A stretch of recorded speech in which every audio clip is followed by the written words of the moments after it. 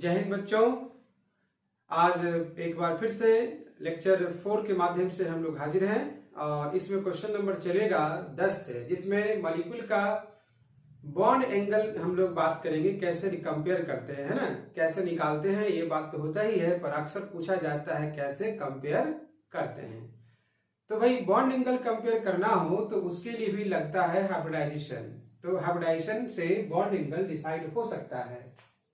Concept क्या है bond angle निकालने का? तो कहता है इसमें कि जो अगर हाइब्रिडाइजेशन sp होगा तो उसका जो बॉन्ड एंगल होगा 180 डिग्री होगा ना, और sp2 का कितना आता है 120 डिग्री, और sp3 का इसका बॉन्ड एंगल 109 डिग्री 28 मिनट, यही है ना, अप्रॉक्स 109.5 डिग्री। 60 मिनट को 1 डिग्री कहते हैं, तो 30 मिनट को आधा डिग्री कहते हैं। यहाँ तो 28 मिनट ही है, तो इसलिए अप्रॉक्स। तो ये एक कॉन्सेप्ट हुआ कि हाइब्रिडाइजेशन के आधार पे बॉन्ड एंगल क्या होगा। लेकिन कहता है कि अगर मॉलिक्यूल में लोन पेयर है या अनपेयर इलेक्ट्रॉन है तो वो बॉन्ड एंगल को चेंज भी कर सकता है, मतलब कम कर सकता है। तो जो इलेक्ट्रॉन का पेयर होता है लोन पेयर, वो बॉन्ड पेयर को प्रेस कर देता है, दबा देता है, तो जिससे क्या होगा कि बॉन्ड एंगल कम हो जाता है। तो एक लोन पेयर का जो दबाव है, प्रेशर है, उससे लगभग 2.5 डिग्री एंगल कम हो जाता है। तो 2 लोन पेयर रहेगा तो लगभग कितना कम हो जाएगा 5 डिग्री से। लिख लेते हैं इस बात को। Due to presence of 1 lone pair, है ना, 1 lone pair, bond angle decreases by 2.5 degree approx, लगभग इतना से घट जाता है। अब निकालते हैं CH4। पहला एग्जांपल CH4, क्या हाइब्रिडाइजेशन है sp3, नेक्स्ट NH4 प्लस, उसका हाइब्रिडाइजेशन, उसका भी sp3, नेक्स्ट BH4 माइनस, इसका हाइब्रिडाइजेशन, इसका भी sp3। तीनों का जो है हाइब्रिडाइजेशन sp3 है ना। Hybridisation of all is sp3, जितने यहां पे दिख रहा है सबका हाइब्रिडाइजेशन sp3। अच्छा, ये तो पॉइंट पहला हुआ, लेकिन अब सवाल है कि क्या इस पे लोन पेयर कहीं है, क्योंकि वो उसके होने से एंगल घटेगा। इस पे भी नहीं है, नाइट्रोजन पे भी नहीं है, और इस बोरन पे भी लोन पेयर नहीं है। तो लोन पेयर नहीं है ना, इसलिए sp3 के अकॉर्डिंग सबका होगा 109.5 डिग्री। टेट्राहेड्रल के हिसाब से सबका बॉन्ड एंगल सेम होगा। And no lone pair, no lone pair, है ना, therefore bond angle of all are same, सबका क्या होगा सेम। CH4 में भी, NH4 प्लस में भी, और BH4 माइनस में भी सबका बॉन्ड एंगल सेम होगा 109.5 डिग्री, टेट्राहेड्रल होने की वजह से। लोन पेयर नहीं है इसलिए घटेगा नहीं किसी का। क्वेश्चन बी में देखते हैं, बॉन्ड एंगल कंपेयर करना है बी में। तो पहला का hybridisation sp3 NH4 plus, lone pair भी नहीं है ना, NH4 प्लस sp3 का मतलब ये रहा, टेट्राहेड्रल जैसा बना दिया, है ना। बॉन्ड एंगल इन दोनों के बीच का एंगल, या इन दोनों का, या इन दोनों का, या इन दोनों का, सब बराबर होगा। sp3 है ना, टेट्राहेड्रल है, तो कोई भी 2 एटम के बीच जो एंगल है वो बराबर होता है। तो हम यहां पे दिखाएं या यहां पे दिखाएं, सब बराबर होगा। तो कितना ये बॉन्ड एंगल होगा थीटा 109.5 डिग्री, करेक्ट है। H3O प्लस, इस वाले में हाइब्रिडाइजेशन इसका भी sp3 है, तो sp3 के हिसाब से हम लोग 4 1 2 3 4 हाइड्रोजन हाइड्रोजन हाइड्रोजन। अब तो यहाँ पे चौथा तो कोई एटम नहीं, लोन पेयर है, तो ये रहा लोन पेयर और ये प्लस है। तो बॉन्ड एंगल का मतलब है दो बॉन्ड के बीच का एंगल। तो इसको नहीं बोलते हैं बॉन्ड एंगल, यहाँ कोई बॉन्ड नहीं है, इधर ये वाला बॉन्ड एंगल नहीं है, ये बॉन्ड एंगल नहीं है, लेकिन ये बॉन्ड एंगल है, ये बॉन्ड एंगल है। तो यहाँ जो बॉन्ड एंगल इधर चाहे इधर कोई भी आया है, ये कितना आया है sp3 के हिसाब से 109.5 होना चाहिए, है ना। लेकिन एक लोन पेयर है तो कितना से कम कर दिया होगा, 2.5 डिग्री से। अब कितना हुआ 107। तो H3O प्लस में जो बॉन्ड एंगल आया है 107 डिग्री अप्रॉक्स आया है। फिर है हम लोग के पास BeCl2। तो BeCl2 ये बेरिलियम का हाइब्रिडाइजेशन क्या होता है, sp।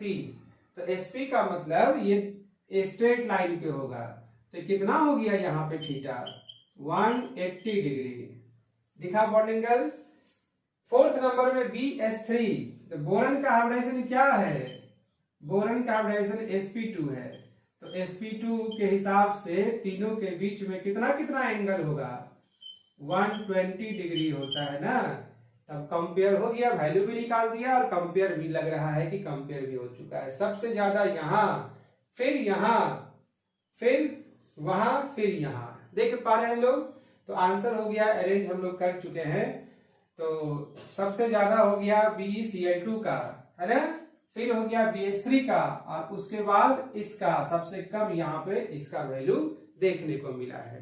तो कंपेयर हो चुका है, डेटा दे दिया हमने। नेक्स्ट है सी, क्वेश्चन नंबर सी। हर एक क्वेश्चन को हम लोग जो है बारीकी से समझ रहे हैं यहाँ पे और सीख रहे हैं। कोई हड़बड़ी नहीं है, एकदम आराम से एक एक चीज सीख रहे हैं। जो लोग क्लास में ध्यान नहीं दिए थे उस समय पे, वो अब ध्यान से यहाँ पर देख ले। बिल्कुल क्लास के जैसे ही एकदम आराम से हम एक एक चीज को डील कर रहे हैं। तो देखिए यहाँ पे सी वाले क्वेश्चन में अमोनिया है, इसमें कितना बॉन्ड एंगल होगा। अमोनिया का हाइब्रिडाइजेशन क्या है नाइट्रोजन का, तो sp3। तो sp3 का मतलब होता है 4 1 2 3 4, ठीक है। नाइट्रोजन के 3 हाइड्रोजन है, तो 1 2 3, और चौथा जगह पे कौन जाएगा, तो लोन पेयर जाएगा। तो चौथा जगह पे आ गया लोन पेयर, ठीक है। ये बॉन्ड एंगल, ये बॉन्ड एंगल, कोई भी लिखे एक ही बात है। तो ये जो है कितना होगा बॉन्ड एंगल थीटा। तो ऐसा है कि sp3 के हिसाब से 109.5 होना चाहिए, लेकिन एक लोन पेयर है तो 2.5 से कम हो जाएगा ना। 109.5 डिग्री माइनस 2.5 डिग्री कितना होगा 107 डिग्री। तो अमोनिया में बॉन्ड एंगल 107 डिग्री। फिर है वाटर का। तो वाटर में क्या करें, इसका हाइब्रिडाइजेशन क्या है sp3। अच्छा, इसका भी sp3, तो इसके पास भी 4 sp3 के हिसाब से जो टेट्राहेड्रल जैसा ले लिया हम लोगों ने स्टार्टिंग में। 2 हाइड्रोजन है, 1 2, अच्छा बाकी 2 क्या है लोन पेयर है। तो इधर भी एक लोन पेयर और इधर भी एक लोन पेयर, ठीक है। 109.5 से कितना कम होगा, तो 2 लोन पेयर है ना, तो 5 से घटेगा। तो इसका जो ये बॉन्ड एंगल है थीटा, ये आएगा 109.5 माइनस 5, कितना हो गया 104.5। ये हो गया वाटर का बॉन्ड एंगल। और है CCl4। तो CCl4 में इसका हाइब्रिडेशन क्या है sp3। हाँ sp3, तो sp3 मतलब ऐसा, ठीक। 4 Cl है, तो 1 2 3, और ये भी जो है Cl है। तो कहीं तो कोई लोन पेयर नहीं है ना। तो ये एंगल जितना होगा उतना ही ये, उतना ही ये, उतना ही ये, कोई भी एंगल उतना ही होगा। तो थीटा यहां से कितना मिला 109.5 डिग्री टेट्राहेड्रल वाला, लोन पेयर नहीं है इसमें। लास्ट है CO2। तो CO2 में क्या देख रहे हैं, बीच का कार्बन क्या है, sp माने लोन पेयर तो है नहीं, तो ये बॉन्ड एंगल थीटा 180 डिग्री, क्योंकि कार्बन sp है। तो सब में हम लोगों ने बॉन्ड एंगल लिख लिया है, कंपेयर कर लीजिए खुद ही। तो CO2 सबसे नंबर 1 पे ज्यादा हो गया CO2 का, फिर आ गया इसका, फिर ये वाटर यहाँ पे सबसे कम हो गया, अरेंज हो जाएगा।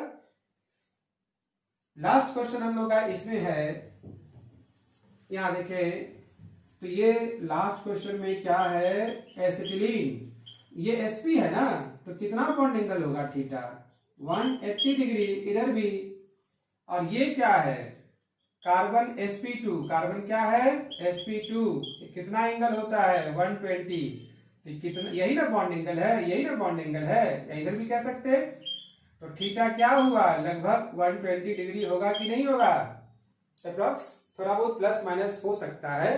सभी बॉन्ड अगर इक्वल होगा, बॉन्ड लेंथ, बॉन्ड पे जो एटम है, सभी ग्रुप अगर इक्वल होता है, तो बॉन्ड एंगल बिल्कुल जो sp2 बोला 120 एग्जैक्टली उतना ही होगा, पर इधर कार्बन है, इधर हाइड्रोजन है, तो सब तो बराबर होगा नहीं, तो अप्रॉक्स।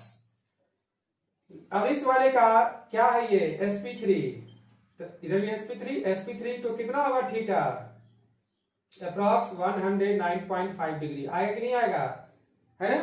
तो कंपेयर हो चुका है, सबसे ज्यादा बॉन्ड एंगल एसिटिलीन में, फिर आ गया इस इथीन में, फिर आ गया इथेन में, तो ये उससे कम दिख गया, कंपेयर हो चुका है। तो बॉन्ड एंगल का क्वेश्चन हम लोगों ने कर लिया है, कहीं कोई दिक्कत नहीं।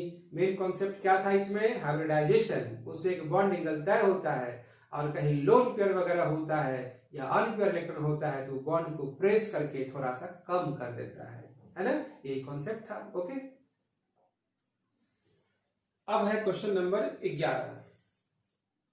इसमें कहता है which is are linear molecule, कौन है लीनियर, है ना, जिसके सभी एटम स्ट्रेट लाइन पर आ सकता है, वही है लीनियर, और जिसके सभी एटम स्ट्रेट लाइन पर नहीं आएगा वो लीनियर नहीं है। उसमें कहेंगे ए पार्ट इज लीनियर, मतलब इतने एटम एक लाइन पे है पर टोटल एक लाइन पे नहीं है, तो कंप्लीट एटम टोटल एक लाइन पे होगा तभी मॉलिक्यूल लीनियर होगा, अदरवाइज मॉलिक्यूल लीनियर नहीं होगा। तो हम लोग यहां पर देखें कि sp जो एटम होते हैं वो लीनियर होता है, sp वाले जो जिसका भी हाइब्रिडाइजेशन sp है, तो वो खुद और उसका जो दो हाथ है, इधर एक एटम से बॉन्डिंग होगा, इधर भी एक एटम से बॉन्डिंग होगा, तो वो खुद और उसका दो हाथ मतलब 3 एटम एक स्ट्रेट लाइन पे होगा। देखते हैं,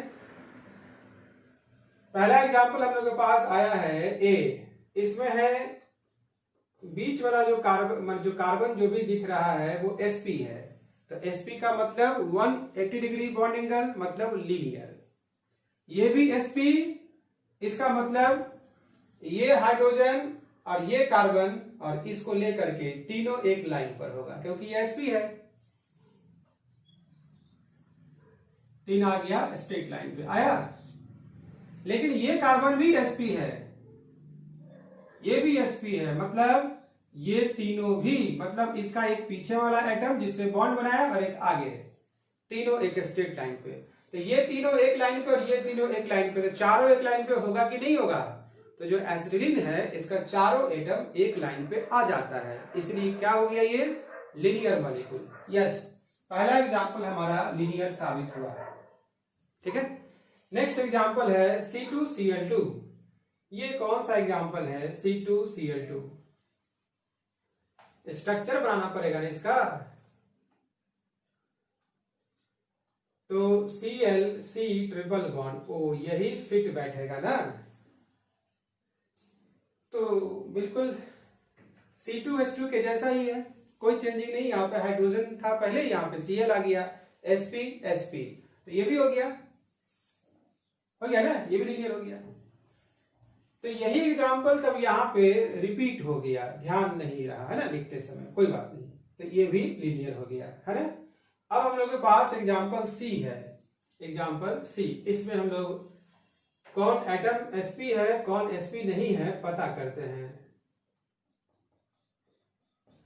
ये लिखा हुआ है sp sp sp, है ना, सब कार्बन sp।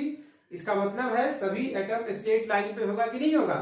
इनफैक्ट ये नाइट्रोजन भी sp है, तो सब एटम स्ट्रेट लाइन पे होगा, क्योंकि जो भी इस बीच में कार्बन सब दिख रहा है सब जो है sp है, लीनियर। ये भी मॉलिक्यूल लीनियर, टोटल एटम एक ही लाइन पे।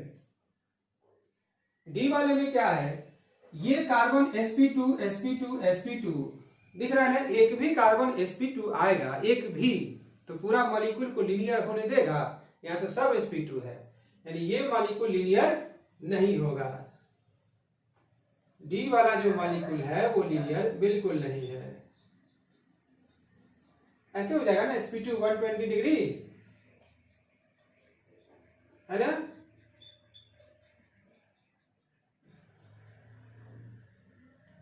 देख रहे हैं इसमें दो ही एटम लाइन पे, फिर यही दो एटम लाइन पे, सब तो नहीं है लाइन पे, इसीलिए नॉन लीनियर, डी हो गया नॉन लीनियर।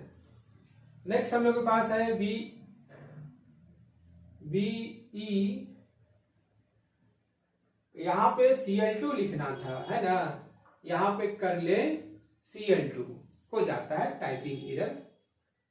BeCl2 उसको हम लोग लिखना चाह रहे थे। तो ई वाले को देखें तो भाई बेरिलियम का हाइब्रिडाइजेशन क्या है, बेरिलियम का हाइब्रिडाइजेशन यहाँ पे sp है, तो फिर ये लाइन पे आ जाएगा ना 180 डिग्री लीनियर, है ना, तो ये भी हो जाएगा लीनियर।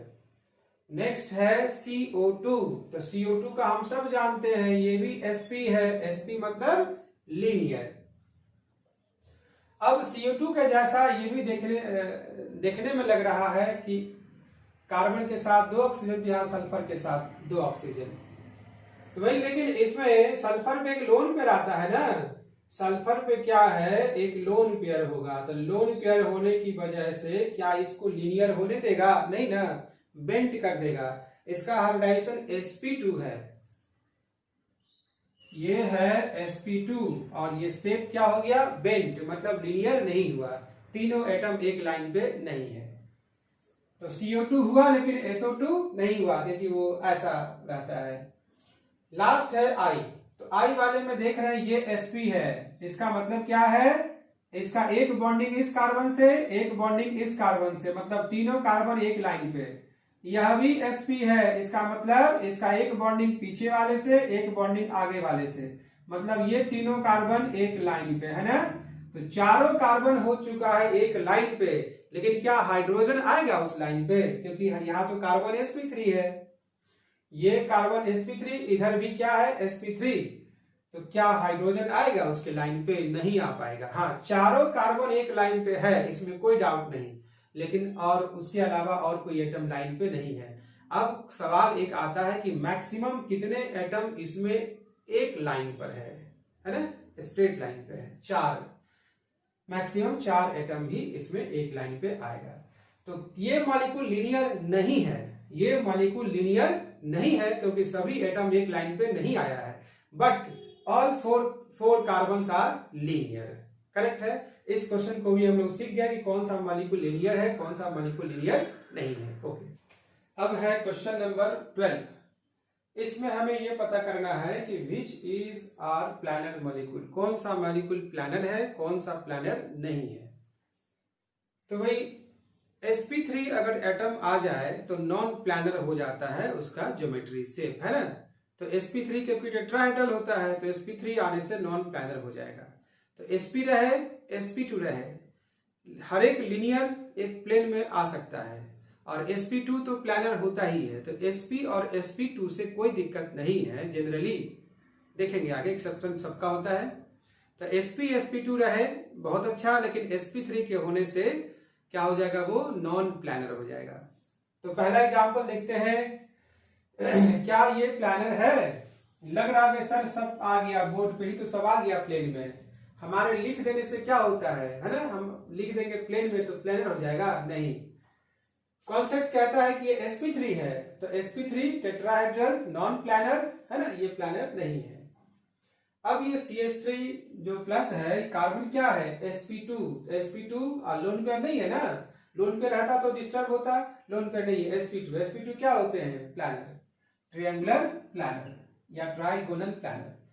ये भी sp2 है ना, ये भी sp2 है और इसका भी शेप क्या मिला था? Trigonal planner. लिखे थे ना शेप के बारे में, तो ये भी हो गया प्लानर। लेकिन CF3 फ्री रेडिकल, इसको हम लोग क्या लिखे थे?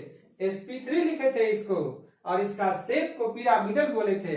याद आया? शेप इसका बोले थे पिरामिडल, तो ये प्लानर नहीं होगा। लेकिन इसका शेप को क्या बोले थे? Trigonal planner. तो ये प्लानर है, लेकिन ये पिरामिडल है, ये प्लानर नहीं है। sp2 देख पा रहे हैं, तो प्लानर हो गया। यह देखिए sp3, ये हो गया नॉन प्लानर।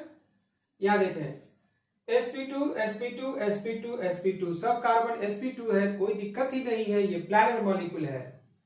अब यहाँ नैप्थलीन में भी देखें तो सब के पास एक पाई बॉन्ड है, सब कार्बन यहाँ पे ये sp2 है, तो यहाँ पे पूरा मॉलिक्यूल हो गया प्लानर। जे वाले में देखें sp2 कोई दिक्कत? प्लानर। और इस sp2 कार्बन से बाहर एक ही एटम है, तो ये Cl, ये कार्बन, ये 4 एटम एक प्लेन में होगा, क्योंकि अगर ये sp2 है तो वो खुद और उसका 3 जो जुड़ा हुआ कनेक्शन है वो चारों एक ही प्लेन में होता है ना। यहां पर देखें ये कार्बन sp2 है, तो ये कार्बन, ये कार्बन, ये कार्बन, ये चारों कार्बन प्लेन में तो आ जाएगा, लेकिन ये कार्बन बाहर वाला क्या है? sp3, तो इससे जुड़ा हुआ जो हाइड्रोजन है वो प्लेन में आएगा? नहीं आएगा ना। तो कितने एटम इसमें एक प्लेन में है? ये मॉलिक्यूल तो नॉन प्लानर है क्योंकि ये sp3 है, लेकिन कितने एटम एक प्लेन में आ सकता है? तो बेंजीन का 6 और बाहर एक कार्बन, टोटल 7 एटम एक प्लेन में आएंगे। कितने एटम आ जाएंगे एक प्लेन में एक साथ? 7 एटम, सभी कार्बन आ जाएगा, ठीक है। लेकिन हाइड्रोजन तो नहीं ना आया, तो इसीलिए मॉलिक्यूल जो है ओवरऑल नॉन प्लानर है। इसका एक पार्ट प्लानर है, a part is planar, but molecule is non planar. अब एल वाले में ये बाइफिनाइल, तो sp2 सब है इसमें, कहीं कोई दिक्कत नहीं है, यह भी मॉलिक्यूल प्लानर ही होगा। इस वाले को देखें, इस वाले में क्या है? कहेंगे सर ये रिपल्सन, Cl के बीच में रिपल्सन, तो मन कहेगा कि सर इसको कर देते हैं नॉन प्लानर, है ना। क्या कॉन्सेप्ट है? यहां पे Cl लिखा हुआ है ना ऐसे, है ना, रिपल्सन होगा तो प्लेन चेंज करेगा, लेकिन बीच में सिंगल बॉन्ड है ना, तो ये ऐसे, तो इसको तो यहां से रोटेट करके ये कैसे बना लेगा अपना शेप? पता है? ऐसा हो जाएगा। ये रिपल्सन जो वहां पे दिख रहा था ना, तो ये ऐसे आ जाएगा। अब बताओ, अब रिपल्सन है? अब नहीं है ना। Cl को इधर हाइड्रोजन मिला, हाइड्रोजन तो एकदम छोटा होता है, बच्चा, उसके साथ किसी का रिपल्सन, लड़ाई झगड़ा नहीं होता है। इधर भी हाइड्रोजन, तो ये भी अब रिपल्सन नहीं हुआ, इसका भी किसी के साथ नहीं। अब ये स्टेबल हो सकता है कि नहीं? अगर सेम साइड था तो रिपल्सन, लेकिन घूम जाएगा ना, सिंगल बॉन्ड था बीच में, तो ऐसे रहेगा। एक्चुअली यह मॉलिक्यूल ऐसे रहेगा जहां पर रिपल्सन नहीं है। तो बताओ, अब ये दोनों बेंजीन रिंग अब प्लानर नहीं लग रहा है ना। इसको पूरा ऐसे 180 से घुमा दिया था, तो अभी भी तो दोनों बेंजीन रिंग एक प्लेन में है, और बाहर एक ही एटम है, इधर भी बाहर एक ही एटम है, तो सब के सब एक प्लेन में हुआ कि नहीं हुआ? हो गया। ये मॉलिक्यूल हमारा जो है प्लानर है। लेकिन O वाले पे बात करते हैं, एग्जाम्पल O पे। इस वाले में क्या है? O वाले में नीचे ब्रोमीन और इसका भी नीचे ब्रोमीन। मन कहेगा सर इसको भी घुमा दीजिए, कहीं ये भी सही हो जाए। हमने कहा ये सही नहीं हो पाएगा। अभी Cl Br रिपल्सन हो रहा था, घुमा दिया तो क्या हो गया? ब्रोमीन चला गया, उधर गया, यानी जो समस्या था वो अगेन मेंटेन रह गया। क्या रिपल्सन खत्म हो गया? नहीं होगा रिपल्सन, अभी भी रिपल्सन है। तो अब ये प्लेन में नहीं रहेगा, ये कैसा अपना शेप बना लेगा, इस चीज को हम लोग समझते हैं, है ना। अपना शेप कैसा बनाता है देखते हैं। तो ये दोनों अगर प्लेन में है, ये देखिए, एक केस रिपल्सन जारी है, प्लेन में है तो है ना, पूरा घुमा दिया। तो अभी भी दोनों बेंजीन रिंग प्लेन में है, लेकिन फिर भी रिपल्सन इसका इससे जारी है। और एक केस ऐसा हो सकता है, यानी शुरू में जब ऐसे था तो इतना पे एक बेंजीन रिंग वर्टिकल प्लेन में, तो एक बेंजीन रिंग हॉरिजॉन्टल प्लेन में। तो उसमें क्या होगा, इसका ग्रुप अब थोड़ा दूर हो गया। पहले ऐसा था ना, अब ऐसा हो गया ना। तो अब ये दोनों दूर हो गया, ये भी थोड़ा डिस्टेंस पे आ गया। तो इस पोजीशन में रहेगा ये, यहाँ पर रिपल्सन इसका मिनिमम हो चुका है। तो कोई भी मॉलिक्यूल अपना उस शेप को प्राप्त करता है जिसमें रिपल्सन मिनिमम हो जाए, ये शेप में आ जाएगा। तो क्या हुआ, दोनों बेंजीन का रिंग एक दूसरे पे परपेंडिकुलर, मतलब मॉलिक्यूल रहेगा नॉन प्लानर। तो जब दोनों साइड लगा देते हैं बड़ा बड़ा ग्रुप, तभी होगा वो नॉन प्लानर, है ना, परपेंडिकुलर हो जाता है। क्या हो जाएगा, both benzene ring exist perpendicular to each other, non planar. अब सवाल यहां पे अगला, इसमें कैसे बदलेगा ग्रुप को। यहां पे रिपल्सन होगा जब बगल में होगा तब, ठीक है। इस ग्रुप को वहां नहीं देके यहां दे दिया, BrCl, है ना। अब बताओ रिपल्सन हो रहा है, नहीं हो रहा है ना। तो क्या परपेंडिकुलर होने की जरूरत है, नहीं ना, ये प्लानर है। तो जब यहाँ पे ऑर्थो पे रहेगा ग्रुप ना दोनों साइड से, तभी रिपल्सन होता है और रिंग हो जाता है परपेंडिकुलर। तो ये नॉन प्लानर परपेंडिकुलर। अब पी में आते हैं।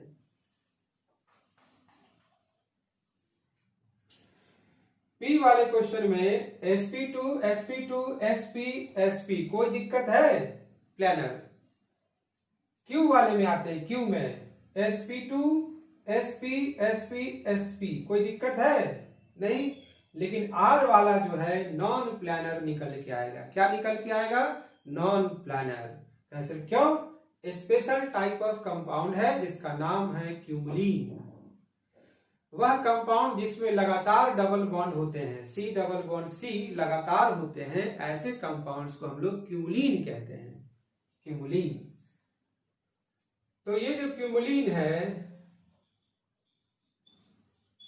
ये दो तरह का होता है ना। एक का नाम है odd number of double bonds, ये आएगा प्लानर। क्या आएगा, ये प्लानर, ऑड वाले प्लानर। और एक का नाम है even number of double bonds. Double bond की संख्या काउंट करना है, कार्बन की संख्या नहीं, डबल बॉन्ड की संख्या। इवन है या ऑड है, तो ऑड वाले मॉलिक्यूल क्या मिलेगा, साबित होगा कॉन्सेप्ट से प्लानर, और इवन वाले क्या साबित होगा कॉन्सेप्ट से नॉन प्लानर। तो भाई इसमें इस सब को मिला देते हैं। ये सब चूंकि हो चुका है, ऑड इवन से याद रखना है ना, planar non planar, cumulene. Odd वाले प्लानर, इवन वाले नॉन प्लानर।